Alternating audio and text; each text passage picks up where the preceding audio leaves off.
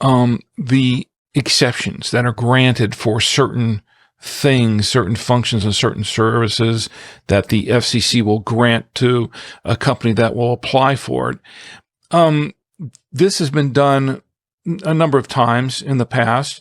And my thought on this is, instead of just granting an exception to just a couple of companies like Midland and Garmin or whoever applies for such an exception, why not just make it a rule across the board? A couple of years ago, Midland requested a waiver of 4 subsections of the Commission's Part 95 rules governing GMRS, and the waiver would permit non-handheld radios that utilize a non-integrated antenna to automatically transmit digital data more than once within a 30-second period and to operate at 50 watts.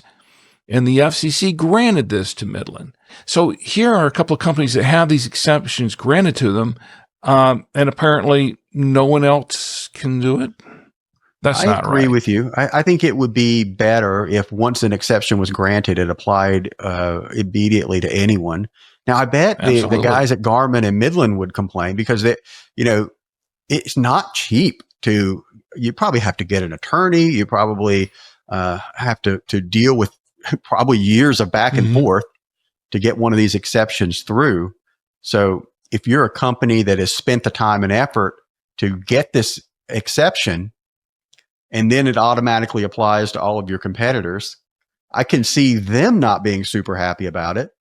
Yeah, I can see that. But on the flip side, if only the larger players that can afford to do it can apply for an exception, nobody else can really afford to do it, or they don't have the resources to do that, but yet they want to participate, or they've been wanting to do those things.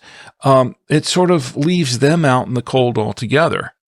From an FCC's perspective, I think that the goal for them should be to have the end user's interests at heart more than manufacturers and things like that. It should be, what is more likely to get better products for end users most quickly. Maybe it gets approved, but you have 6 months to a year before it goes into the rules for everyone. There you go. Or maybe 18 months or something, give them some lead time for manufacturing and that sort of thing. No, that's a great suggestion.